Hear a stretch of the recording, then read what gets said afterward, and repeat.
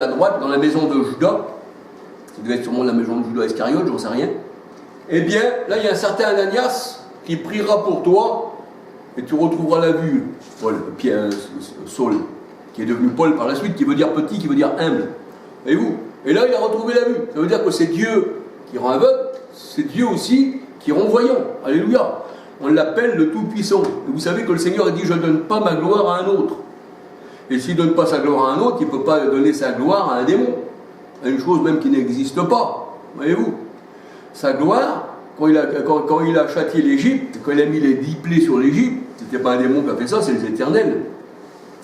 Eh bien, je crois que c'est dans Exode 14, 15, eh bien, il dit, quand on voit tout ça, il dit, je ne donnerai pas ma gloire à un autre. Voyez-vous?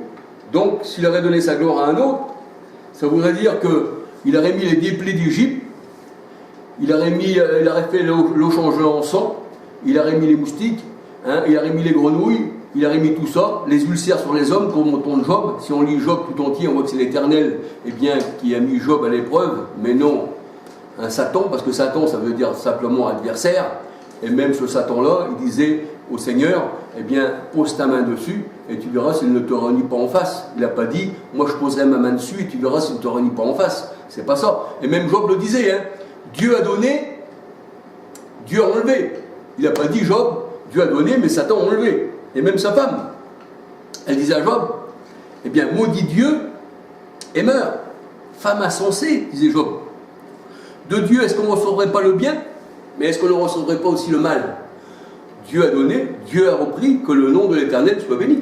C'est pour ça que la parole de Dieu, elle dit que les voies de Dieu, eh bien, sont insondables. Qui peut résister à sa puissance? Comment nous, humains, nous soyons des hommes, humains, parce que c'est lui qui est le divin, et le divin est en nous, c'est parce qu'il est en nous le divin qu'on comprend les choses de Dieu, c'est par la parole, c'est par l'Esprit Saint, il nous enseigne toutes choses, il nous révélera toutes choses, et l'homme spirituel, eh bien, enseigne les choses spirituelles, tandis que l'homme charnel ne comprend pas les choses spirituelles. Eh bien, Dieu, dans sa grandeur, qui résistera, qui disait Paul, c'est dans Romains 9, si on dit Romains 9, il dit avec la pâte, eh bien, il fait, parce qu'il est le divin potier, le Seigneur, avec la pâte, il fait un vase d'honneur, et avec la même pâte, il fait un vase de déshonneur. La parole de Dieu, elle dit, il a même créé le méchant pour le jour du malheur. Oui, c'est pas un démon qui crée le méchant, c'est le Seigneur. Il dit, je l'ai créé pour le jour du malheur. Malheur, Seigneur, comment ça, on ne comprend pas, Seigneur. Alors qui peut résister à ta volonté, Seigneur? Les voies de Dieu sont impénétrables. Mais qui suis-je, moi, pour discuter, moi, le vase, comment pourrais-je prendre le potier pour lui dire, pourquoi as-tu fait ainsi? Et c'est ce que dit Paul. Comment qu'il a pu, le Seigneur? Mais c'est lui, moi je sens jugement, c'est lui qui voit. Et s'il a fait ça, c'est qu'il a une raison, alléluia. Comment qu'il a dit, voici, avant que Ésaü soit né, eh bien, et Jacob, j'ai haï Ésaü et j'ai aimé Jacob. Comment le Seigneur, avant qu'il soit né, avant qu'il fasse le bien et le mal? Alors on dit, il n'a pas fait le mal, Ésaü, il n'avait pas fait le mal. Jacob non plus, mais tu l'as haï, Ésaü, et tu as aimé Jacob. Parce que tu connais tout, parce que tu sais tout, parce que c'est toi. Incompréhensible. Voix de Dieu. Mais tu es grand, mon Dieu, alléluia, c'est grand, ça, c'est incompréhensible. Comment que le Seigneur, il a dit, voilà, tu iras voir à Moïse Pharaon, et Moïse avait peur, et le Seigneur, il dit, voilà, tu feras des miracles. Et là, quand ils verront ça, ils te laisseront partir. Et ça ne sera pas tout de suite. Premièrement, quand je montre ma gloire, ma puissance parmi ce peuple. Et c'est là que le Seigneur, eh bien, il a fait tous ces fléaux sur l'Égypte. Mais pourtant, le Seigneur, dans sa parole, il dit, dans Exode, oui, c'est Exode 7, verset 3, je crois, il dit, voici, j'endurcirai, c'est pas un démon qui a endurci le cœur de Pharaon, il dit, j'endurcirai le cœur de Pharaon. Alors, comment, Seigneur, tu m'envoies? Il faut que j'enlève le peuple, par ta puissance. C'est pour montrer ta gloire. Mais comment, moi, j'arrive? Tu me dis, y va, et c'est toi qui l'endurcis. C'est comme si tu te mettais, Seigneur, tu mettais un ennemi contre moi, que moi-même, je suis à toi, Seigneur. Mais comment? On pourrait se demander la question.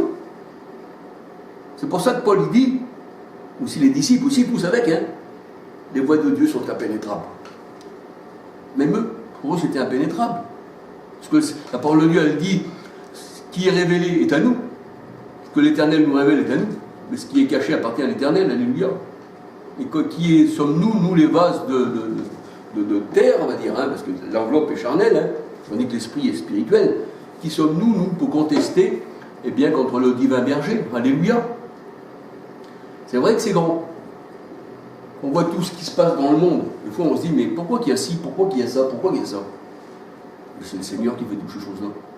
Il n'y arrive pas un malheur dans une ville, dit l'Éternel, sans que j'en sois l'auteur. Alléluia. C'est vrai, c'est l'Éternel, alléluia. Il n'y a pas un malheur dans une ville qui n'arrive sans que l'Éternel en soit l'auteur. C'est formidable. Pas pour le malheur, non, mais qu'il est tout puissant comme ça, alléluia. C'est pour ça que la parole de Dieu, elle dit, si Dieu est pour nous, qui sera contre nous? Puisque c'est lui que devient les mots, c'est lui que devient la bénédiction. Quand on lit le Deutéronome 28, 1 à 68, eh bien, le Seigneur dit, si tu me sers, ben voici la bénédiction que je t'accorde. Tu seras béni à ton lever, tu seras béni à ton coucher.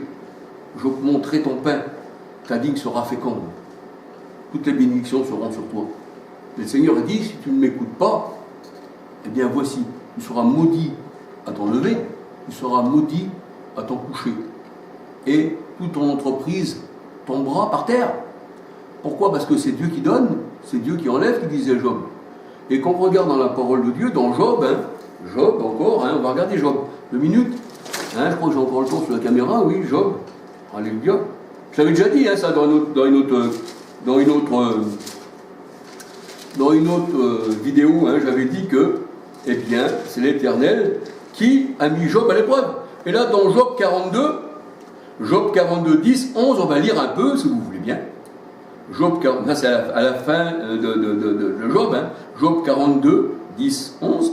L'Éternel rétablit Job dans son premier état, quand Job eut prié pour ses amis, et l'Éternel lui accorda le double, et l'Éternel lui accorda le double de tout ce qu'il avait possédé. Les frères, les sœurs et les anciens amis de Job vinrent tous lui rendre visite, et ils mangèrent avec lui dans sa maison. Ils le plaignirent et le consolèrent de tous les malheurs que l'Éternel avait fait venir sur lui. Voyez-vous, l'Éternel avait fait venir sur lui, hein, de tous les malheurs. Voilà, c'est ça. Exactement ça, voyez-vous. Alléluia. Et on peut regarder encore, on va regarder dans Job encore au départ. On va regarder dans Job au départ, si vous voulez bien encore. En Job, alléluia, que c'est l'Éternel, eh bien, qui a mis.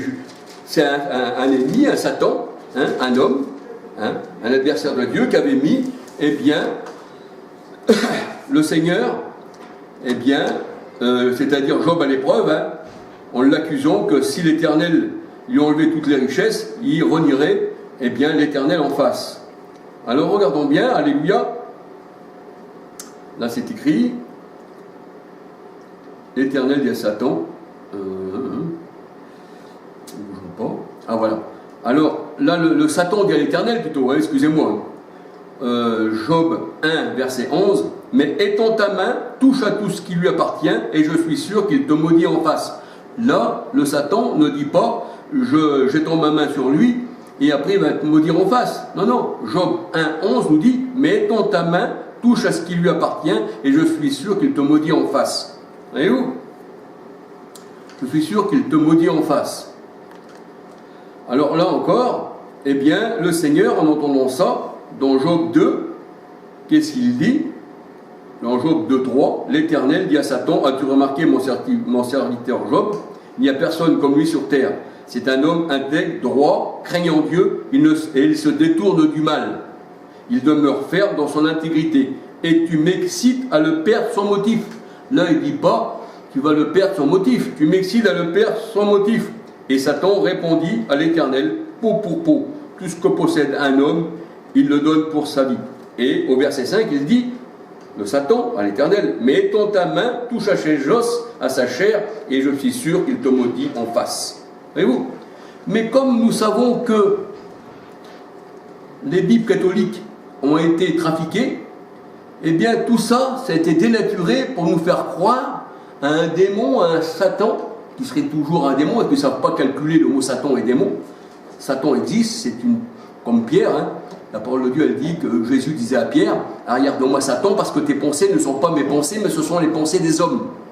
Hein, je crois que c'est écrit dans Matthieu 16, 23, par là. Hein. Matthieu 16, 23, je crois que c'est écrit par là.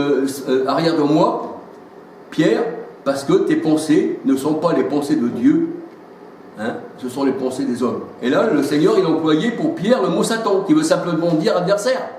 Arrière de moi, Satan, tes pensées ne sont pas les pensées des hommes. Parce que Pierre, il avait la pensée contraire au Seigneur. Mais ce n'était pas pour cela qu'il allait posséder le Seigneur Jésus-Christ, Pierre. Hein, ce n'était pas un esprit possesseur. Mais Satan existe, voyez-vous, c'est simplement un adversaire. Jésus aurait pu aussi bien dire à Pierre, arrière de moi, adversaire, adversité, parce que ta pensée n'est pas ma pensée. Voyez-vous, c'est pour ça que le monde entier, c'est un Satan, c'est un adversaire de Dieu. Mais ce n'est pas quelqu'un qui va nous prendre et qui va nous rentrer dedans. Non, non, hein, ça, on n'est pas possédé, parce que le Seigneur a dit, c'est du cœur que sortent les mauvaises pensées. Et il n'y a rien du dehors qui puisse rentrer en vous. Donc s'il n'y a rien du dehors qui puisse rentrer en nous, hein, mais que c'est du cœur, donc c'est le cœur qui devait être lavé, hein, d'une eau pure, c'est-à-dire par l'Esprit du Seigneur. Alléluia. Donc là nous voyons que, eh bien, dans Job, hein, Job dit, je suis sorti nu du sein de ma mère, et nu je retournerai dans le sein de ma mère, dans le sein de la terre, pardon, pas dans le sein de ma mère, qui ne pouvait pas retourner dans le sein de sa mère, mais dans le sein de la terre. L'Éternel a donné, mais l'Éternel a ôté, et que le nom de l'Éternel soit béni. Alléluia. Job 1, verset 21. Job 1, verset 21, alléluia. Et Job 2, verset 10. Mais Job répondit à la femme, tu parles comme une femme insensée, quoique nous recevions de Dieu le bien, et est-ce que nous ne recevrons pas aussi le mal? Job 2, 10. Ça veut dire que là, hein, si on veut bien savoir, on voit que c'est Dieu qui est maître de toutes choses, alléluia. Et en son temps, le Seigneur, il a parlé à ses disciples. Et ce temps-là, c'était les derniers temps, alléluia. Les derniers temps de quoi? Les derniers temps de la terre, hein, la terre ancienne, qui représentait, eh bien, l'homme ancien. C'était les derniers temps du temple. C'était les derniers temps de quoi? De la loi, des tables. Qu'est-ce que je pourrais dire encore? C'était les derniers temps de l'homme mauvais, de tout ce qui était mauvais. Et le Seigneur, eh bien, il dit, voici, je fais toutes choses nouvelles. Et c'est pour ça que maintenant, nous osons rentrer dans la nouvelle alliance. Et aujourd'hui, nous ne sommes plus dans les temps de la fin, mais nous sommes dans les temps de la grâce, une grâce qui dure éternellement, tant que cette terre-là, eh bien, sera terre. Et la parole de Dieu, elle dit que cette terre-là, eh bien, elle va à sa consommation. Je ne me rappelle plus du verset, mais la Bible, elle dit que, eh bien, les animaux de la terre disparaîtront, mais les animaux de la terre, c'était quoi aussi? Parce que vous bien sûr, parce qu'il y a encore deux sens, la parole de Dieu.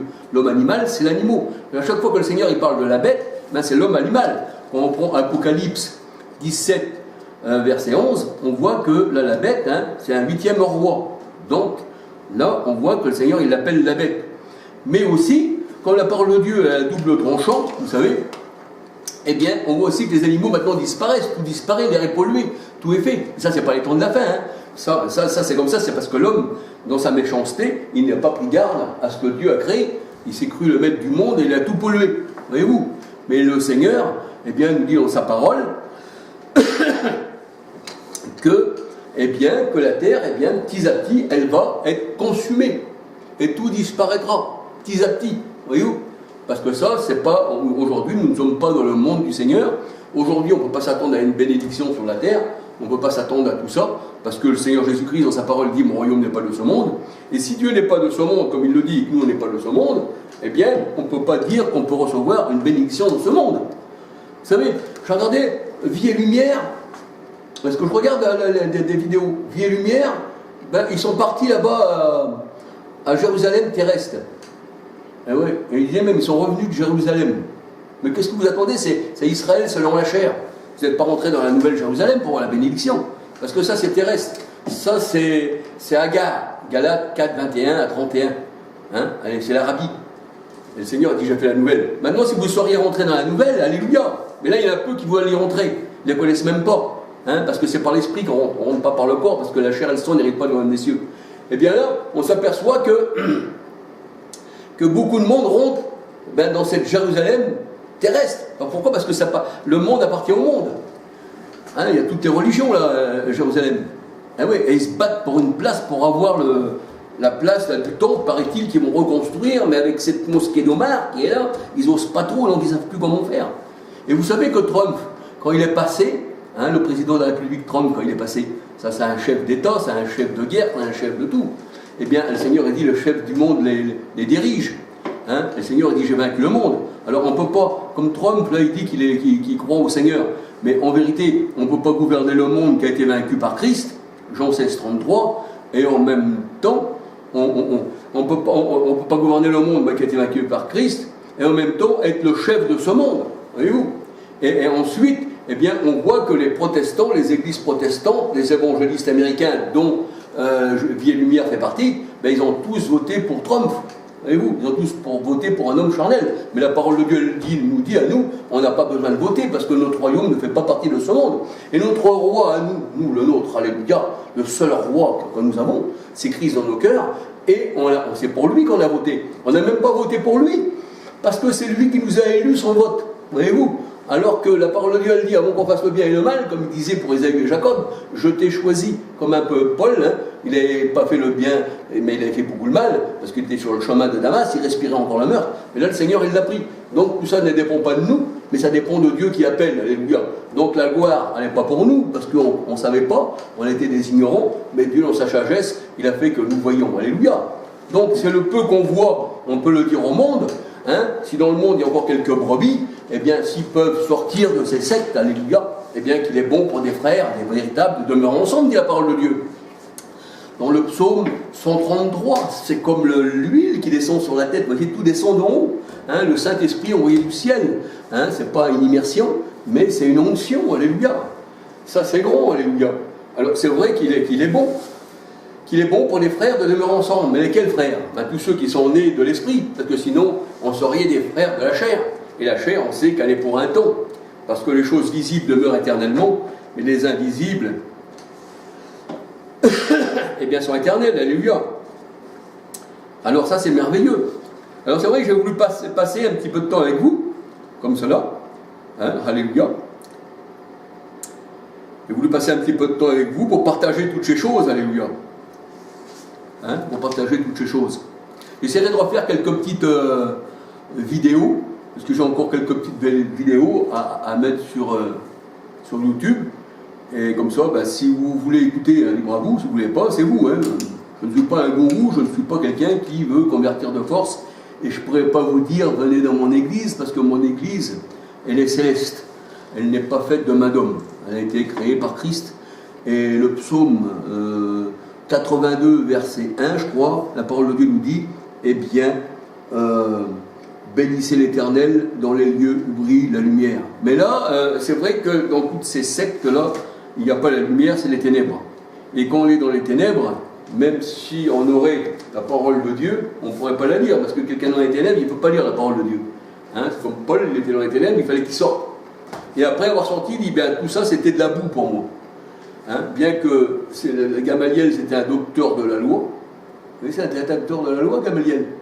Et pourtant, la loi, elle a été faite pour les méchants, les homosexuels, les perjures. Hein, c'était un docteur de la loi. C'est pour ça que le Seigneur, il dit, ben voilà, la loi. Et Paul, il dit, puisque c'est comme ça, puisque cette loi-là, elle a été faite pour les homosexuels, tout ça, les parjures, les idolâtres, les méchants, les religieux. Vous savez, Paul, quand il avait parcouru l'aéropage, là, il dit, c'était écrit à un Dieu inconnu. Et son esprit en lui était hérité par les idoles, il dit. Ah, il dit mon esprit était hérité par les idoles. Et quand il parle là aux gens de son époque, là, il dit, vous êtes religieux à tout égard en voyant vos idoles. Et oui, on peut être religieux en voyant les idoles. Regardez, le pape, il a plein d'idoles. Celui qui a une grosse croix au pare-brise ou après son cou, les nazis aussi, il avait la croix autour du cou. C'est pas ça qui fait un chrétien. Le Seigneur a dit, on reconnaîtra que vous êtes mes disciples à l'amour. C'est l'amour qui compte. Maintenant, je n'ai pas l'amour dans mon cœur, mais quand je me présente à vous avec une grande croix, je pourrais être aussi bien être un nazi. Et ce signe nazi, on le retrouve chez les catholiques, voyez-vous. On le retrouve autour du cou des protestants. C'est un peu comme l'étoile qu'ils appellent l'étoile de David. Alors que cette étoile-là, ça n'a jamais été de David. Hein, c'est deux triangles entrelacés. Ça représente le ciel et la terre, hein, la montée et la descente. Mais quand on regarde, eh bien, dans la parole de Dieu, je crois que c'est Apocalypse. Attends, on va regarder, je ne vais pas dire n'importe quoi. Alléluia. Parce qu'il faut quand même le dire, alléluia. Apocalypse. Alléluia. Apocalypse 22, verset 16. Moi Jésus, j'ai envoyé mon ange pour vous attester ces choses dans les églises. Il dit, je suis le rejeton de la postérité de David, l'étoile brillante du matin. Oui. Alors l'étoile brillante du matin, l'étoile qui est Jésus-Christ, eh bien c'était l'étoile de David. Alléluia. Hein? L'étoile de David, l'étoile brillante du matin. Mais c'était Jésus-Christ, c'était un bout de bois ou une pierre en or qu'on va se mettre autour du cou, et on dit, voici, nous sommes juifs. Et ça, c'est juif selon la chair, parce que c'est juif charnel, ça. Voyez-vous? Alors que vous vous dites juif, mais que vous êtes bâti sur Rome. Mais ça ne vous va pas. Maintenant, si c'est Rome, oui, ça pourrait aussi aller, parce que tout ce qui est charnel, ça va ensemble. Voyez-vous? C'est pour ça que le Seigneur, il dit, le monde entier est sous la puissance de la chair. 1 Jean 5, 19, 20. On dit que vous êtes, vous, mes élus, sous la puissance de l'Esprit. Alléluia. Donc il y a une différence entre la chair et l'Esprit. Voilà, que le Seigneur vous bénisse et que le Seigneur vous garde. Alléluia. Amen. À bientôt.